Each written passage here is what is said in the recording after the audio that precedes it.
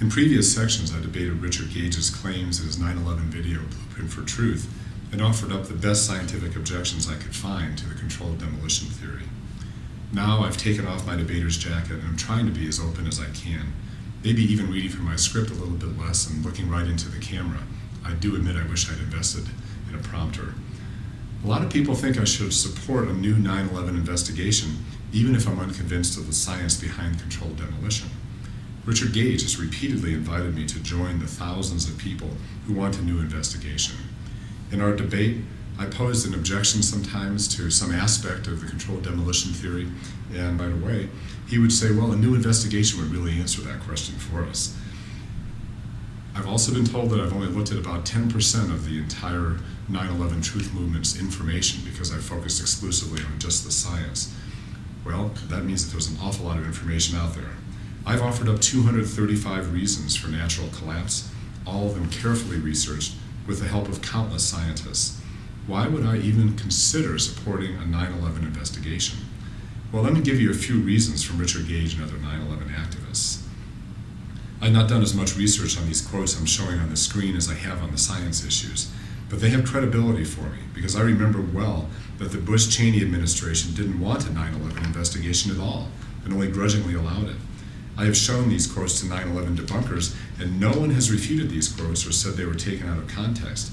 What some say is that this is typical of the American political scene, and that we should look at the results of the investigations we already have. The answers 9/11 activists seek are already there. Well, okay, but it seems to me that the political side of this was anything but typical. There have been other investigations, like the one after the Challenger disaster, that did not have this kind of dissent erupting from the commissioners themselves. Richard Gage and others have looked me in the eye and have said surely there are unanswered questions that an investigation could clear up. We can put all our questions and debates to rest once and for all if we just had a real investigation with full subpoena powers.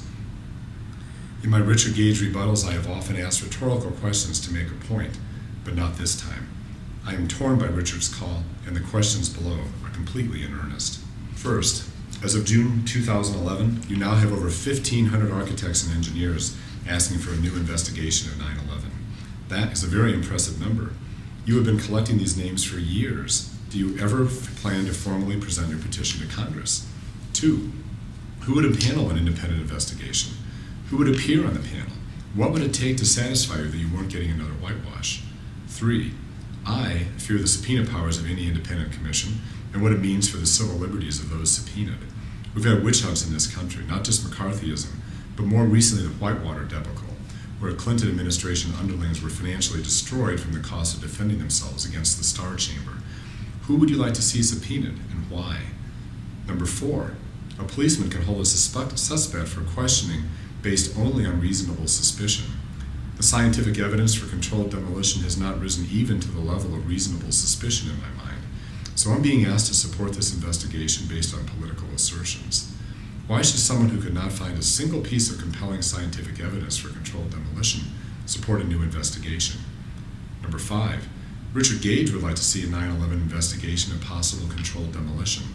Should the commission also look seriously at UFOs, mini-nukes, missiles, energy beams from space, and all the other 9/11 theories? I don't mean this as a put-down.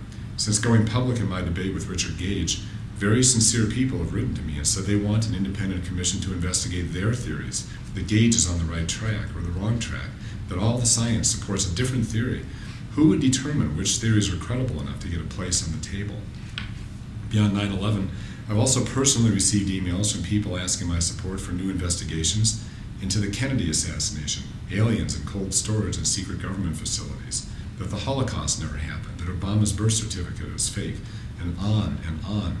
The top people at AE 9/11 Truth spend their time rebutting the theories they consider implausible and promoting their own. But again, who decides which investigations are merited and which are not? While some of my friends were trying to convince me that 9/11 was a controlled demolition, people were also trying to convince me of massive election fraud in 2000, 2002, 2004. People kept predicting we'd be herded off to camps, that the 2000 election would be called off, that martial law would be declared, that Obama would be assassinated by the CIA. I never heard anything more about these predictions, as one after another they failed to come true. No one who has seen these positions or stated them ever came back and said, wow, was I ever wrong that time? I need to see why I was being so paranoid. Well, Obama got elected and inaugurated in 2008, so all of this flew in the face of these dire predictions. Would a 9/11 investigation take us down some of these roads too? Number 8, what would it take to satisfy you? What if an independent commission exposed cover-up of government incompetence and not much else? What if they explained every scientific claim of yours, as I've tried to do, but this time with full scientific rigor? Would you be satisfied, or would you demand yet another investigation?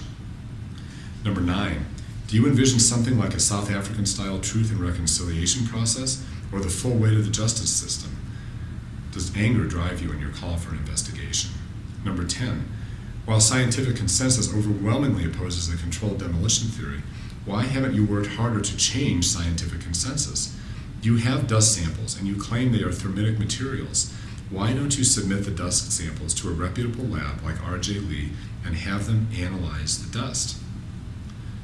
These are 10 earnest questions I really need answers to. I am torn.